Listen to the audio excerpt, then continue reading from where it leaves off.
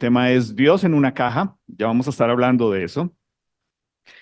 Y pues de lo que se trata es de entender cómo realmente todos nosotros tenemos percepciones, ideas con las que crecemos, aún creciendo en un hogar eh, con creyentes, ¿cierto? Algunos de nosotros que hemos crecido en un hogar cristiano, pues no somos inmunes ni exentos a crecer y meter a Dios en una caja, ¿cierto? Ese Dios que yo creo que debe hacer eso, aquello, lo otro.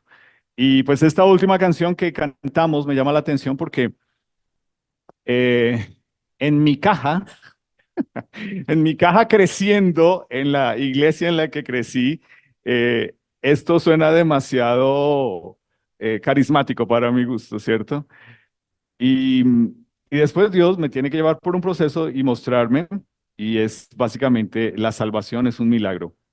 La salvación no es algo que sucede porque sí, no es algo que sucede porque todo el mundo está haciendo fila queriendo ser salvo, sino que es un milagro. Es un milagro que una persona que estaba muerta en sus delitos y pecados, por medio del obrar del Espíritu de Dios en él, en su interior, tenga vida nueva. Eso es un milagro. Entonces, pues creo que cuando lo pensamos de esa forma nos damos cuenta que sí, sí es muy fácil meter a Dios en una caja.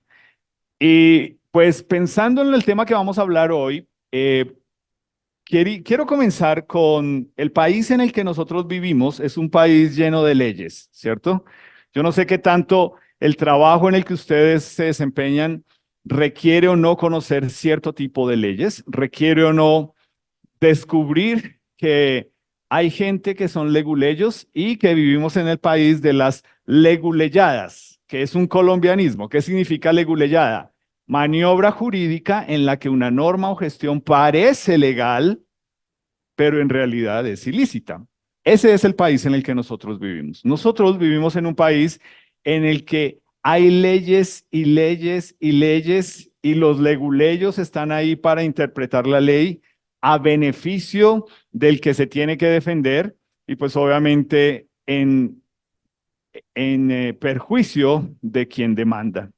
Y pues cuando lo pensamos de esa forma, es cierto, y yo creo que es claro el hecho de que pensamos, echa la ley, echa la trampa, ¿sí? ¿Has escuchado eso? ¿Tú crees eso? Que echa la ley, echa la trampa. O sea, sí vivimos en un país en el que uno dice, pues la ley dice esto, pero no dice esto, ni dice esto. Y es cuando uno dice, uy, ¿en serio hay que pensar de esa forma? ¿Hay que ser tan dañado, tan leguleyo para uno llegar frente a la ley, que supone que es algo que nos cuida, nos protege, nos dirige, está en el beneficio de todos? Pero la verdad es que eh, creo que algo que uno descubre, y lo puedo decir por experiencia propia, es que desconocer la ley, por más que echa la ley, se echa la trampa, no me exime a mí de cumplirla, ¿cierto?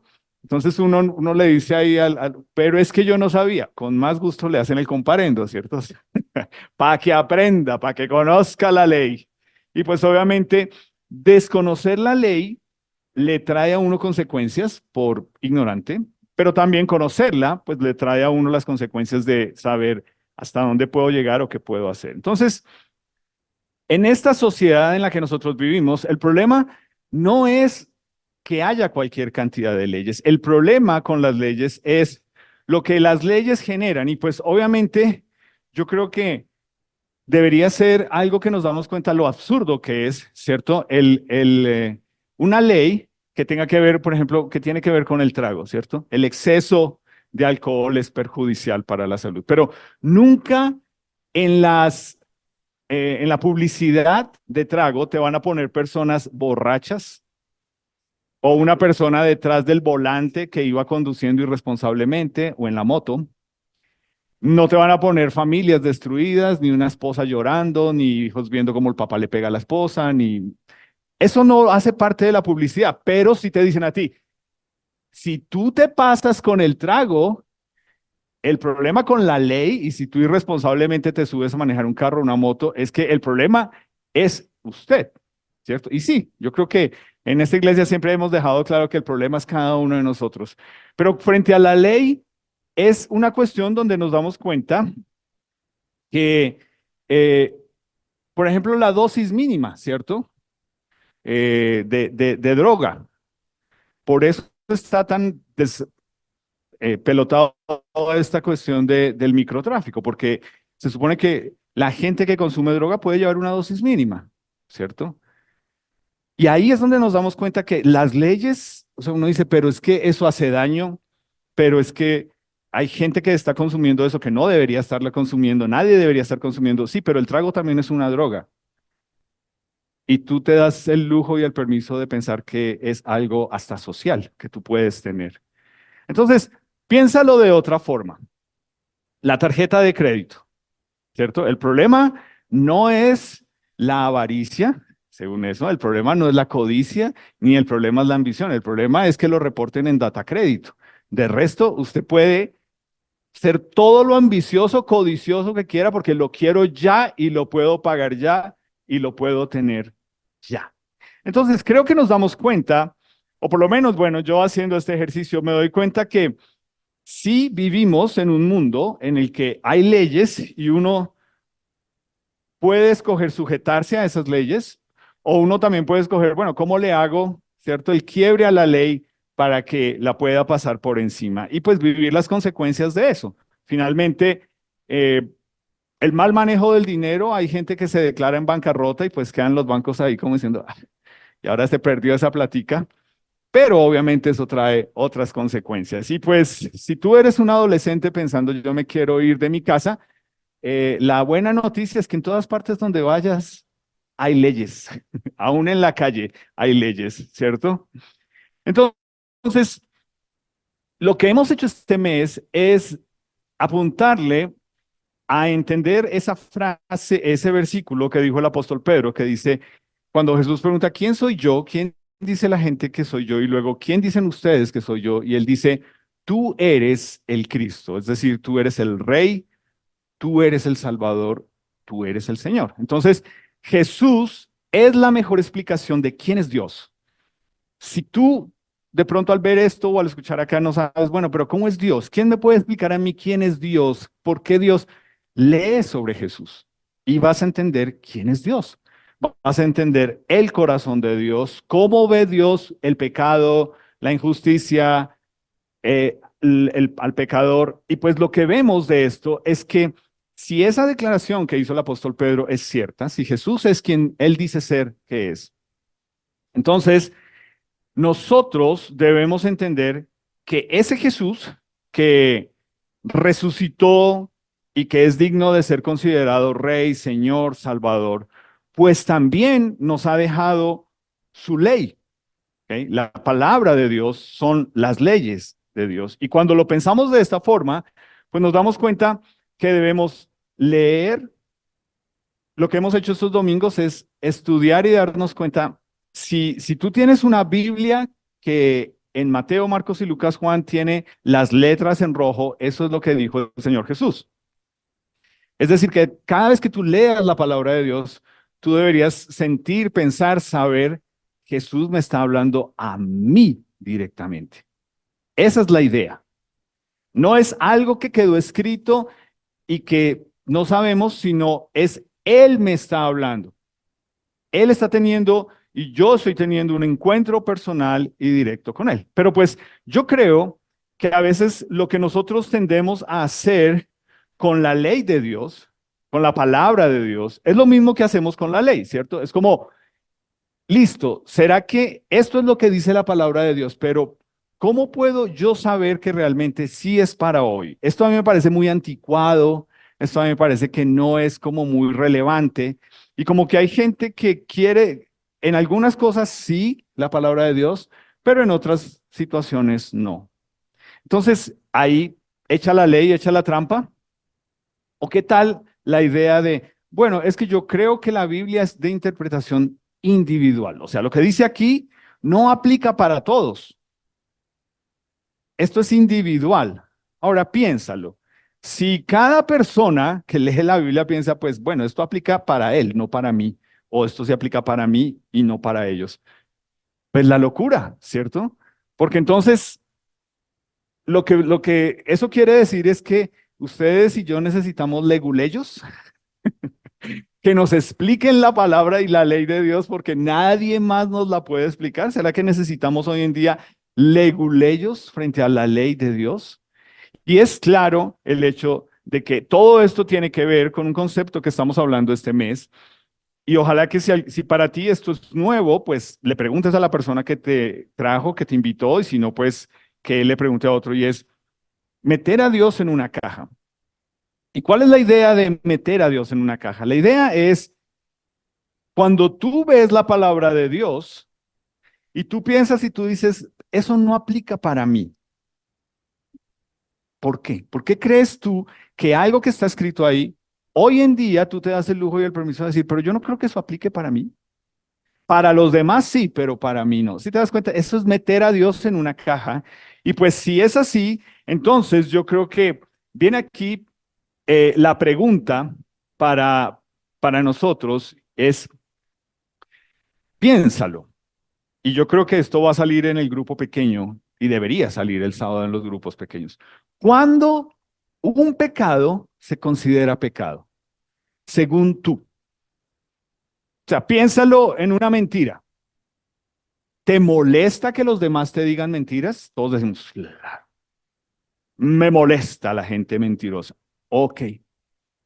¿Y tú acomodas la verdad? ¿Eso no es una mentira? O sea, ¿ves? Sí, cómo metes las cosas. Me molesta que me hagan esto, pero cuando yo lo tengo que hacer, yo me justifico. Eso es meter a Dios en una caja. Y de lo que se trata es, este 2024, ¿tú vas a seguir con esta idea? Pensando que hay algunas cosas de la palabra de Dios que me gustan, hay otras que no me gustan. Hay unas que sí me aplican, hay otras que no me aplican, hay unas que me gustan, hay unas que me molestan. Pues la pregunta tiene que ver con esto, porque obviamente si yo salgo y le pregunto allá afuera a cualquier cantidad de gente lo que acabo de decir, ¿tú consideras que no decir la verdad completa es una mentira? Te van a decir, no, yo no creo. Yo creo que desde que yo no le haga daño a nadie, desde que, ¿ves cómo uno empieza a justificar cosas? Y ahí es donde tú te das cuenta que uno sí mete a Dios en una caja, porque es claro lo que nos dice la palabra de Dios, pero no queremos que nos incomode frente a eso. Entonces quiero animarte a que busques en tu Biblia Mateo capítulo 22. Y pues lo que estamos haciendo al leer en este libro de Mateo que hemos estado leyendo durante estos domingos es poder ver cómo básicamente este evangelio y este libro de Mateo nos muestra a Jesús como rey. ¿Tú sabías eso? Cuando tú leas el evangelio y el libro de Mateo, tú deberías pensar que el Espíritu de Dios guió a Mateo, a ese hombre que era un eh, recolector de impuestos y era de trasfondo judío, a mostrar en todo lo que leemos aquí a Jesús como Dios, como rey. ¿Ok? Esa es la idea de leer el libro de Mateo. Jesús es rey. Y aquí en Mateo 22 nos dice el versículo 36 que un intérprete de la ley, un leguleyo, por querer tentar a Jesús, le preguntó y le dijo, Maestro, versículo 36, ¿cuál es el gran mandamiento de la ley? Y pues algo que tú debes entender es, este tipo es un intérprete de la ley. Es como si a ti un abogado te, te hiciese una pregunta con respecto a la ley y tú crees que tienes la respuesta, pero él que es abogado está pensando allá, espera, no, el código dice tal y tal cosa, vamos a ver si cae o no cae. Y aquí está Jesús, y obviamente lo que nos dice es que le hacen esta pregunta para tentarlo, ¿cierto? Y pues algo que de pronto tú no sabes, tú que vas a ver esto o eres nuestro invitado, es la ley, lo que los judíos consideraban la ley, que se llama Torá, eran 613 mandamientos. Piénsalo. Tú, si tú tuvieras eso, 613 mandamientos, ¿cuál dirías tú que es el más importante? Entonces lo que hace Dios es que nos da una ayuda y nos da un resumen ejecutivo, ¿cierto? Éxodo capítulo 20 y nos da los 10 mandamientos. Entonces uno piensa, uff, bueno, listo, no son 613, son 10. Y como dijimos aquí la otra vez en diciembre, pues a veces el error es pensar cuántos cumplo de 10. Y pues cuando piensas así, ya la estás embarrando. Entonces aquí está este intérprete de la ley, obviamente queriendo cuestionar y ponerle una trampa al Señor Jesús. Y le pregunta, ¿cuál es el gran mandamiento en la ley? Entonces, versículo 37, ¿ok? Jesús le dijo, amarás al Señor tu Dios con todo tu corazón y con toda tu alma y con toda tu mente. Y cuando él hace eso, lo que hace el Señor Jesús es que le está citando un capítulo en el libro de Deuteronomio que tiene que ver con la ley. Y que lo que dice es, el primer y gran mandamiento es amar a Dios. Si te das cuenta, parte de todo el ser interno tuyo, ¿cierto? No del corazón como órgano, sino del corazón como asiento de las emociones, parte del alma como esa parte interior nuestra en la que yo tengo mente, emociones y voluntad. Y pues obviamente la mente es, si hacen una disección del cerebro, no encuentran la mente, ¿cierto? Es algo que es intangible. No pueden decir, mire, esta es la mente en un cerebro. No, es un órgano, igual que el corazón. Pero todos entendemos que cuando nos habla de mente, corazón y alma, pues nos está hablando acerca de una parte intrínseca que tiene que ver con cómo percibo yo a Dios, qué entiendo de Dios y en qué lugar está ahí. Y pareciera que hasta ahí, pues lo importante es, de eso se trata, ¿cierto? Esa es la ley más importante. Pero mira lo que dice el versículo 38. Este es el primero y grande mandamiento. Primero, es decir, tiene que haber un segundo mandamiento. Tiene que haber, si este es el primero, tiene que haber otro que viene en igual sentido de importancia. Y por eso él dice, y el segundo es semejante. ¿Cuál es el segundo? Amarás a tu prójimo como a ti mismo. Y ahí es algo que está referenciado en Levítico y de pronto para él era como pues, para ese intérprete de la ley era como pues sí, de pronto en tu interpretación de la ley, ese es el segundo. Para mí el segundo no es ese. Para mí de pronto el segundo es lávate las manos antes de comer. Puede que sea ese, ¿cierto? Pero aquí está el Señor Jesús y le dice, cuando tú miras esos 613 mandamientos resumidos en 10, yo te estoy dando ya, mejor dicho, es para que lo pongas ahí en tus redes sociales y son de estos dos mandamientos, versículo 40, depende toda la ley y los profetas. Ahora, aquí vemos algo importante y es, si tú no prestas atención y si tú de pronto piensas que el Antiguo Testamento es demasiado difícil de leer, pesado de entender, el Dios del Antiguo Testamento es como tan distinto del Nuevo Testamento, ese Dios del Antiguo Testamento es como tan sanguinario, vengativo, no tiene problema en ir a decir, vayan y maten mujeres y niños. Y uno dice, ¿cómo? ¿Eso mandó a hacer Dios? Sí. Y uno dice, no, a mí me gusta más el Dios del Nuevo Testamento, es más bonito, más real, menos sanguinario. Pero aquí el Señor Jesús le está dejando claro, y yo creo que es algo muy importante, es la ley, te das cuenta, la palabra clave de la ley, de conocer a Dios, de relacionarse con Dios, de entender a Dios, es amor y amar. Y si tú olvidas eso, tú no vas a entender ese Dios del Antiguo Testamento.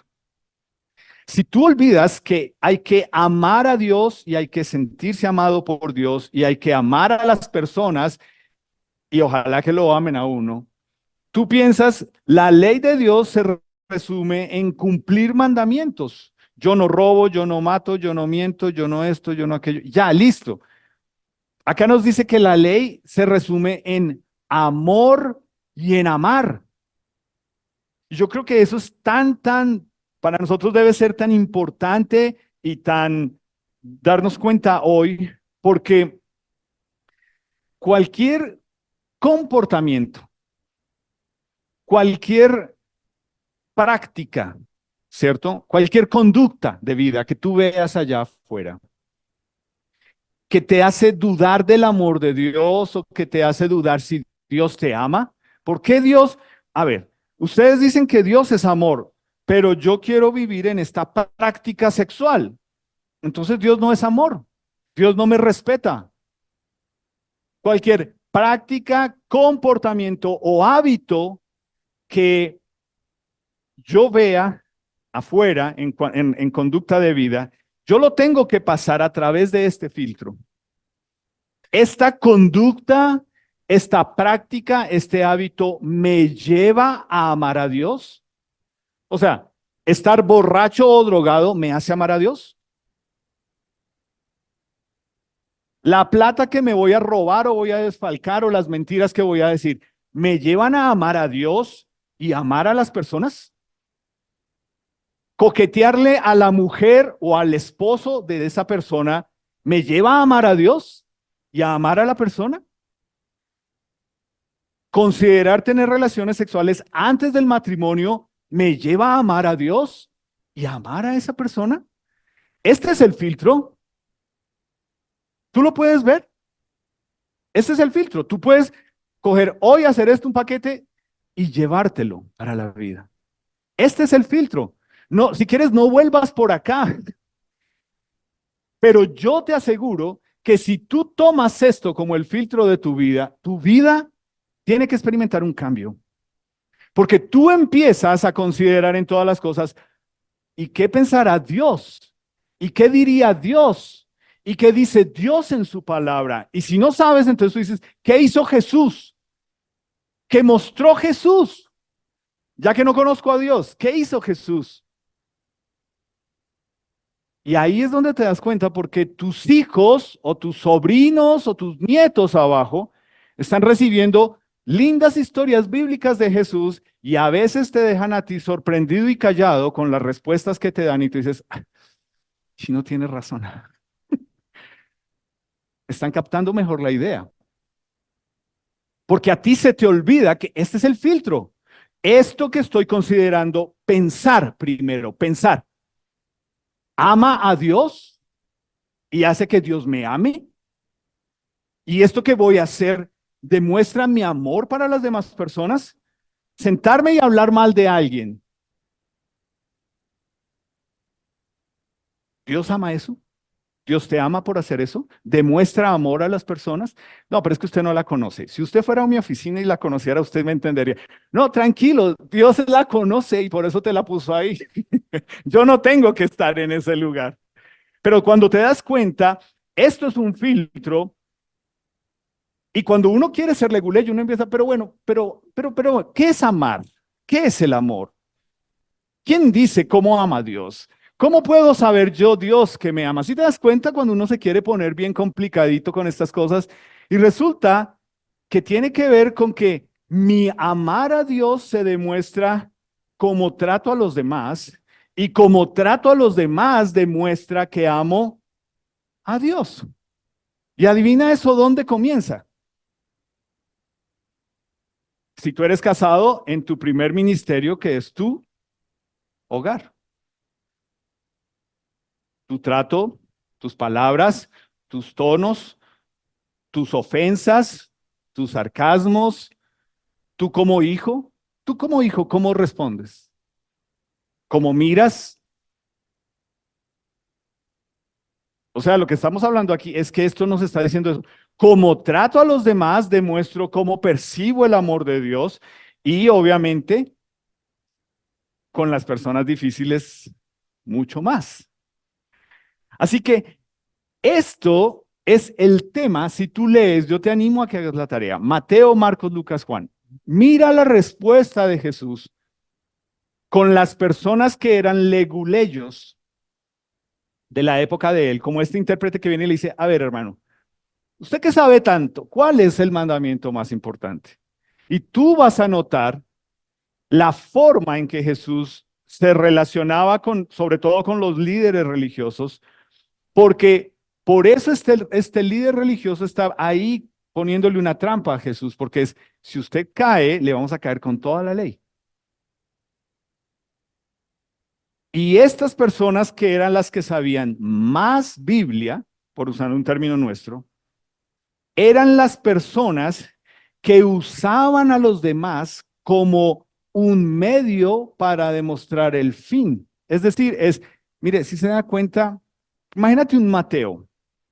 Es una persona que recauda impuestos y en el proceso de pedirte a ti 100 para pagarle a los romanos, se queda con 20, 30, 40 y declara tu nombre. ¿Tú qué pensarías de Mateo? Bueno, ¿tú qué pensaste el año pasado cuando la DIAN te dijo que moviste 32 millones de pesos en Nequi o en Davivienda? ¡Mentirosos! Yo no tengo toda esa plata. ¿Quién dijo que moví toda esa plata? Cuando ya vas y buscas a alguien que te explique, yo no sabía. Desconocimiento de la ley no quiere decir que no la tengas que cumplir. Y te pusieron a decir, tienes que muéstranos una declaración para saber. ¿Y a quién fuiste? Alguien, tranquilo, eso yo le hago ahí, eso, tranquilo, que usted. ¿Ves? Tú buscas personas que te digan tranquilo. O buscaste a alguien que te dijo, pues legalmente lo tienes que hacer. Uy, no, no, no, no, no. ¿Cómo podemos hacer? ¿Cómo podemos hacer? Y aquí es donde nos damos cuenta que esos eran los leguleyos en la época de Jesús. Era, mira, tú que eres de allá, te vamos a dar duro porque nosotros esto ya por ósmosis lo tenemos en nosotros y nosotros somos mejores que ustedes. Y por eso este grupo de personas que eran los leguleyos en la época de Jesús, esto no era religión. Esto es como que, no, Jesús, eso no dice la palabra de Dios. La palabra de Dios dice que uno tiene que ver cuáles son los 20,000 no y mostrar que los cumple para quedar bien con los demás. Eso, de eso se trata la religión. Es decir, eso era en lo que habían puesto a Dios. Y era, yo me gano el amor de Dios, yo me gano el favor de Dios cuando aparento delante de todos los demás que estoy haciendo las cosas bien. Y así era como funcionaba en esta sociedad el hecho de que las personas ponían a Dios en esta caja y pues imagínate, según eso decía que hay que amar a Dios y amar al prójimo, pero lo que la gente sentía era, yo estoy tan lejos de Dios. La persona común lo que pensaba era, yo creo que Dios no me voltea a mí a ver, pero para nada. Imagínate un Mateo que Jesús le dice, deja eso y sígueme. Y lo hizo. Adivina con qué se encontró un Mateo cuando la gente sabía quién era él. La gente les decía, usted es peor que un perro, que los samaritanos. Usted lo negamos, usted no merece ni que lo miremos, usted no vale la pena, usted no es nadie, usted como persona no nos sirve, usted es una vergüenza. Tú, tú puedes entender por qué un Mateo frente a Jesús dijo, voy a seguirte porque lo que veo que me estás ofreciendo es tan diferente. Y eso era lo que habían hecho estas personas. Habían puesto ahí de que Dios no te ama y nunca te va a amar. Tú nunca vas a poder satisfacer a Dios. Tú nunca vas a poder dar la talla. Dios no te ama. Dios te odia. Y la función de los leguleyos en la sociedad era resaltar que ellos sí eran especiales y que Dios odiaba a todos los demás. Y yo menciono esto porque hay uno dice, uy, sí, es que la gente así, de verdad. Yo por eso es que no los paso. A mí en la oficina cuando salen que yo soy cristiano, no, no, no, no, yo lo primero que digo es cristiano de nada, porque esos cristianos son unas porquerías también. ¿Tú conoces gente así o tú eres así? Entonces, yo quiero que volvamos a esta pregunta. ¿Cuándo se considera pecado un pecado? Si tú eres un leguleyo en la época de Jesús, pues respirar mal es un pecado. No lavarse las manos bien era pecado, literalmente. No lavarse las manos bien era pecado. Y aquí están ellos con Dios en una caja y vienen a Jesús a decirle, la ley dice, la ley nos obliga a que personas así, así, asá, tú ya sabes, esa vieja que fue cogida ya en adulterio, hay que apedrearla. No nos salgas con que el que esté libre y fuera de pecado que tire la primera piedra. No nos gusta eso. La ley dice que había que apedrearla. ¿Cómo se te ocurre ir a hablar con una samaritana? Esa señora, tú no sabes cómo era. Y Jesús, sí, yo sé, 5 maridos ha tenido y con el que ahora tiene no es el esposo. Yo lo sé. La ley dice, Dios, el Dios que tenemos en esta caja, respalda nuestra forma de ser. ¿Cuándo se considera pecado un pecado? Y yo quiero que busques conmigo, ya que estás ahí en Mateo 22, una pregunta que sigue, que es relevante hasta el día de hoy. Dime si tú no piensas que esta pregunta es relevante. Ya te voy a decir cuál es. Lo era hace 2000 años y hace 4000 años y hace 6000 años y lo sigue siendo hoy. Porque esta pregunta es lo que a Libby y a mí nos pasa con muchas personas cuando, interesantemente es, la tasa de divorcios es tan alta que 1 de cada 2 personas que se casan se van a divorciar, sean creyentes o no. Y eso es triste, porque uno debería decir, no, lo que hace esta iglesia, lo que hemos aprendido a la luz de la palabra de Dios nos inmuniza frente a este tema. Entonces yo quiero que lo leamos y me digas qué tan inmune estás tú. Mateo 19:3. ¿Ok? Entonces vinieron a él los fariseos, ¿a qué? Pobre Jesús, yo creo que todos los días era la capa de a luchar contra la injusticia. Qué gente tan fastidiosa, oiga. Vienen aquí para fastidiar y tentar diciéndole, ¿es lícito al hombre repudiar a su mujer por cualquier causa? ¿Cuál es la pregunta? Pastor, pero uno se puede divorciar. Y nosotros llevamos en esto suficientemente tiempo con gente que ha venido a convencernos por qué debemos decirles que sí, que estamos de acuerdo que se divorcien. Y salen frustrados cuando les decimos, mira, si tú vienes aquí esperando encontrar en nuestras palabras y en nuestra boca que te digamos, sí, tú tienes derecho a, o este desgraciado te hizo esto, que pasa el desgraciado y por eso tú te puedes, estás en el lugar equivocado con las personas equivocadas. Eso no es lo que vas a escuchar de nosotros. Y hasta el sol de hoy, piénsalo. Obviamente, divorcio habla de alguien que legalmente se casó. Y hoy en día que tenemos disparado la fornicación, ¿cierto? Bajo el título de unión libre.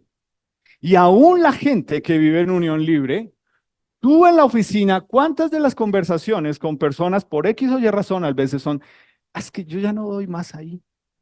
Yo ya estoy cansado, yo ya estoy cansada, él no hace, ella hace, él me dijo, ella me dijo, no importa que no estén casados, a eso se va a llegar.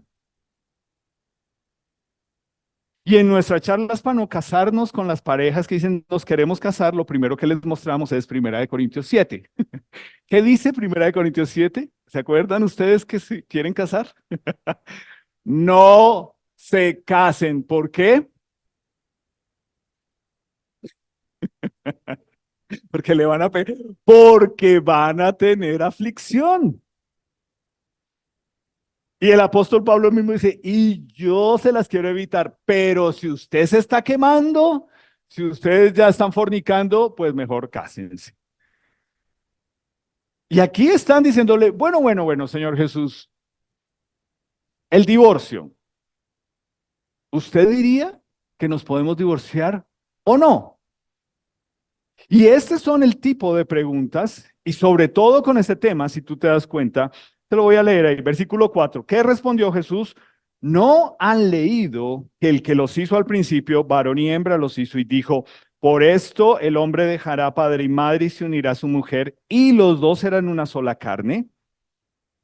Así que ya no son más dos, sino una sola carne. Por tanto, lo que Dios juntó, no lo separe el hombre. Y ahí sí, tú eras creyente y tú eras religioso, pero ahí sí, vamos a ir al abogado, vamos a poner una demanda, es que esto, es que aquello, es que lo otro. Y mira lo que dice aquí, versículo 7 le dijeron, ¿por qué pues? No, pero venga, no se nos haga el loco. ¿Mandó Moisés dar carta de divorcio y repudiar a la esposa?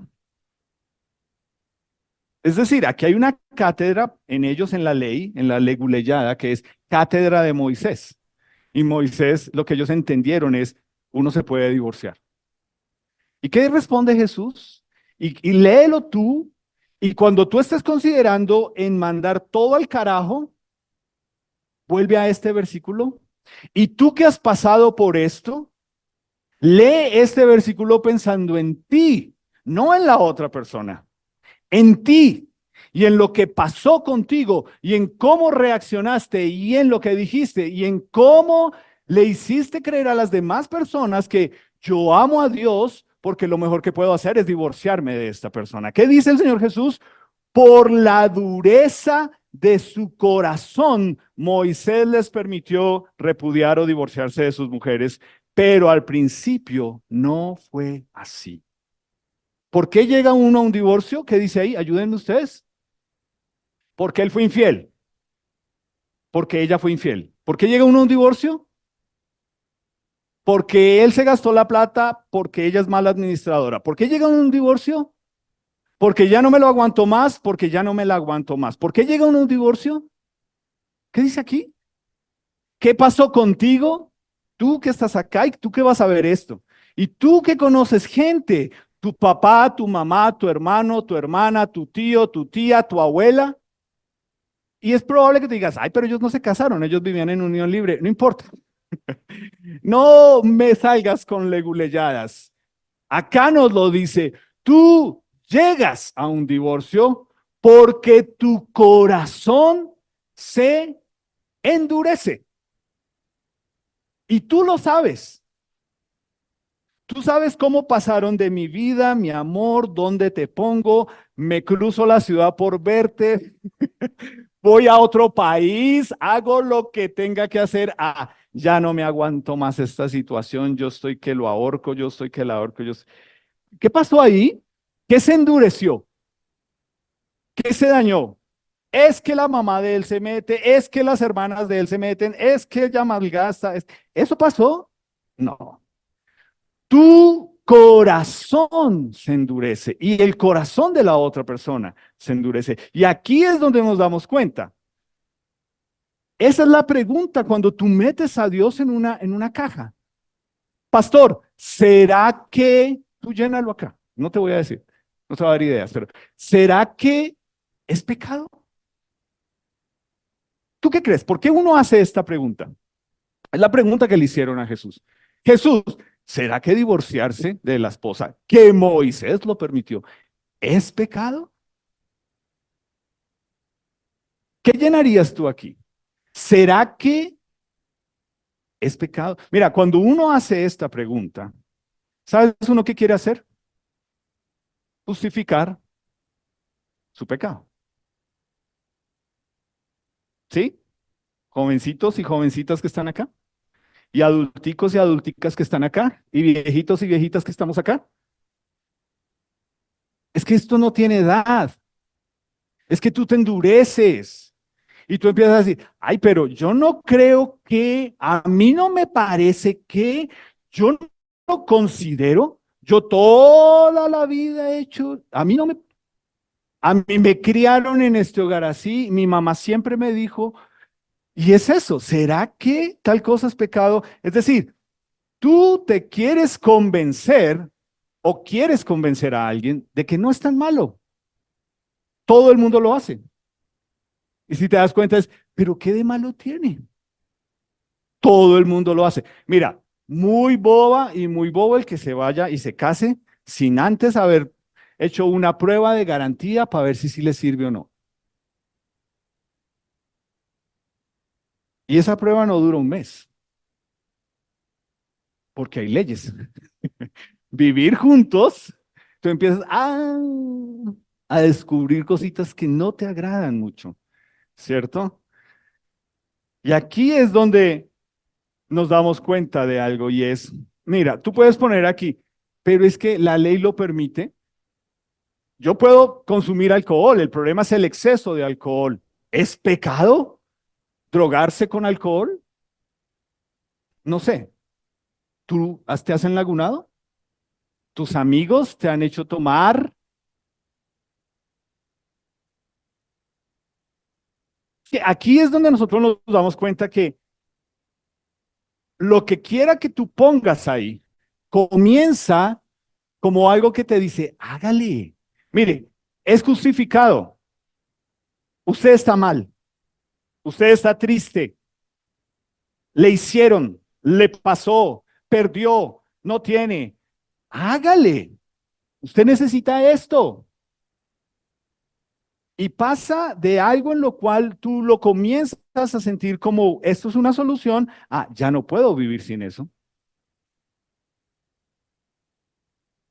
Y y después es, yo ya sé que tengo que dejar esto, pero no puedo. Y es lo que tú quieras, porque se ha vuelto en algo que tú piensas, esto es lo que me va a llenar a mí. Entonces, creo que Jesús es muy claro, ¿cierto?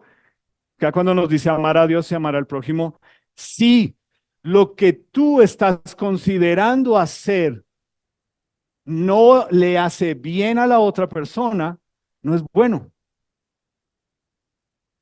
No, es que no es por el bien de él, es por el bien mío. Entonces no es bueno. Eres egoísta. Es que es básico.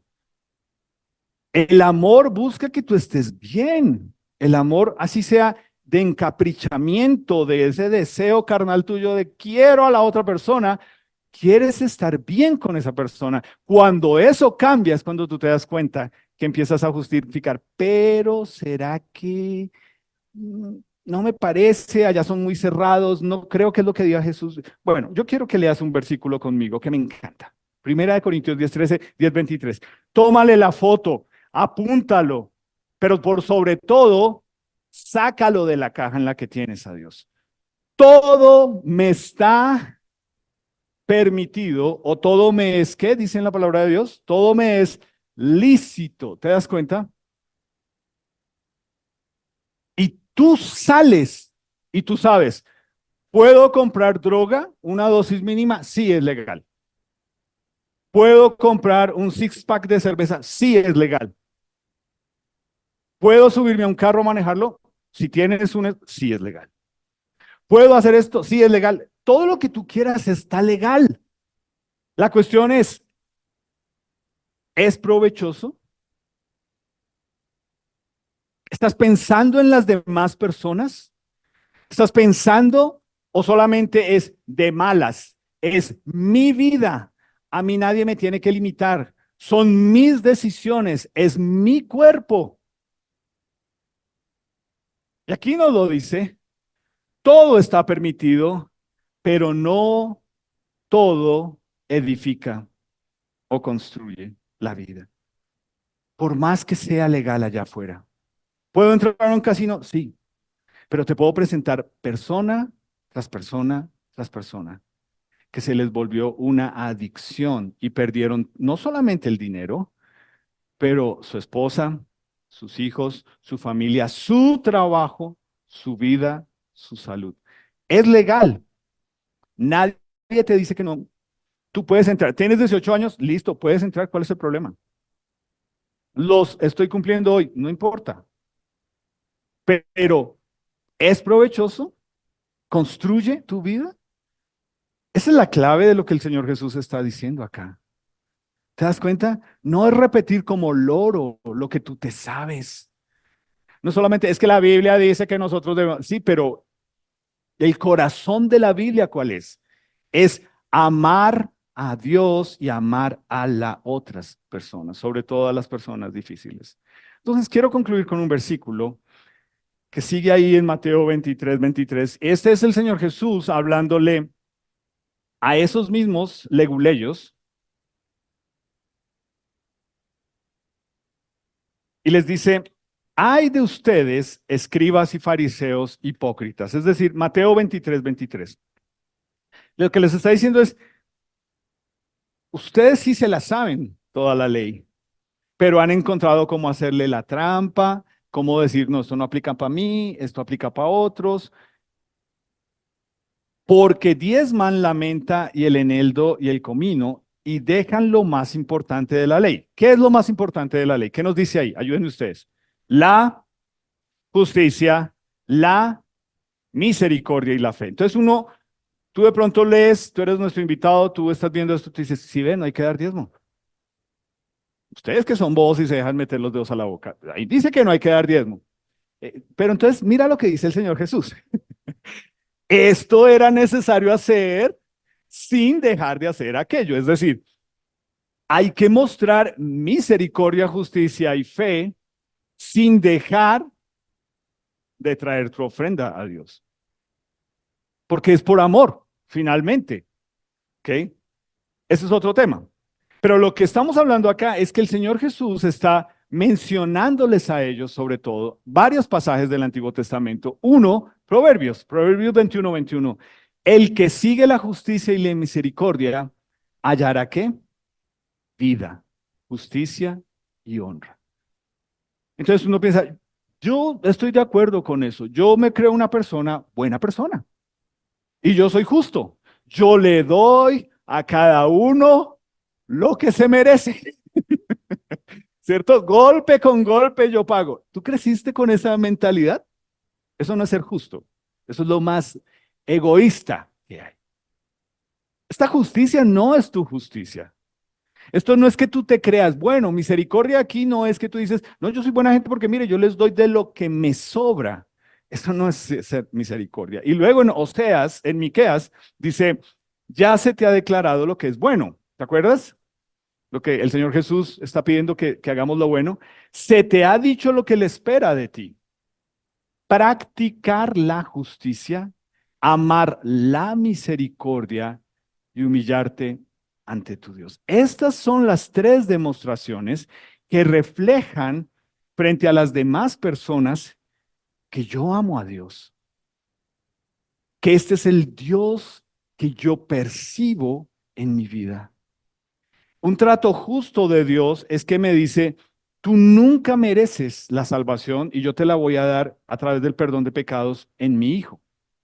Y tú no puedes hacer eso con otras personas. Tú no los puedes salvar, pero tú sí puedes ofrecer ¿qué? Perdón.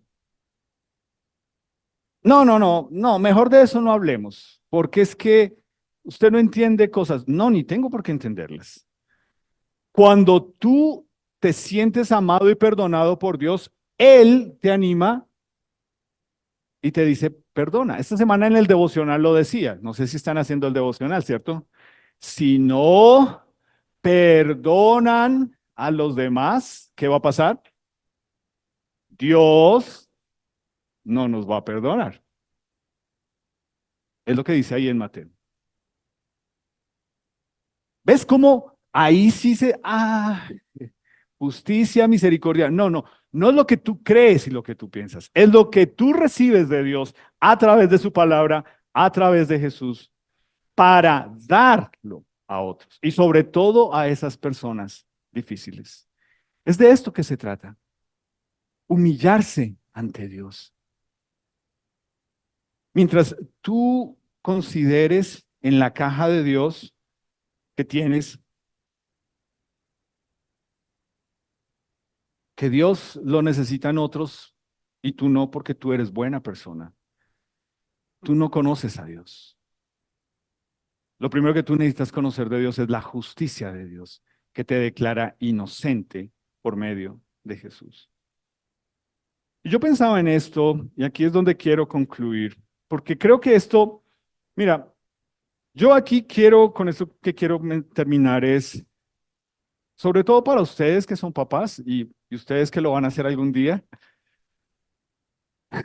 pero creo que también para ti que eres tío o tía y para ti que eres abuelo, viendo a tú ves esto y tú piensas, yo quiero que mi hijo, mi nieto, mi sobrino crezca escuchando de Jesús. Yo quiero que crezca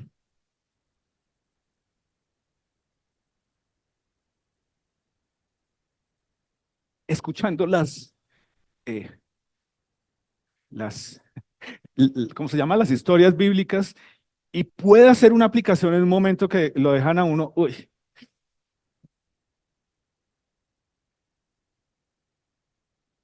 y, y aquí es donde yo tuve que, hace mucho tiempo atrás, descubrir ante la palabra de Dios que esa persona que yo creía que era, Dios no la veía como, como yo me veía.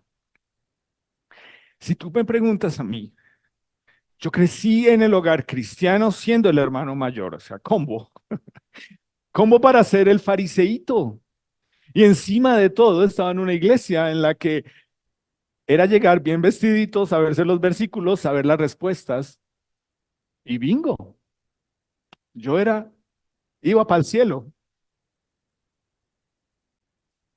Y si tú me preguntas a mí, siendo adolescente, ¿qué tan misericordioso era yo? Esa palabra no existía en mi diccionario. Justo sí, yo le daba a cada uno lo que se merecía y más, pero no misericordia. Y yo me caso y pues Dios usa a mi esposa para formar mi carácter, mi falta de carácter.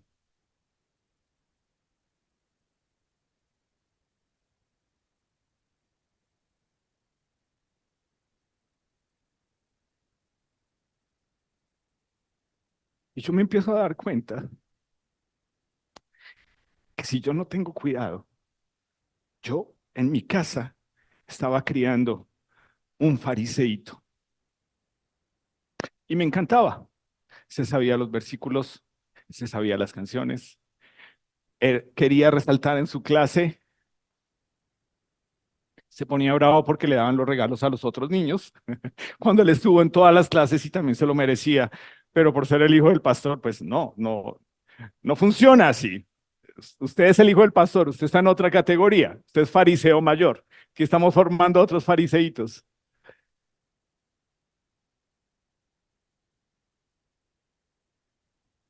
Y en algún momento, lo que más pensamos con Libby fue, ¿en serio queremos criar un par de fariseitos que se saben la ley,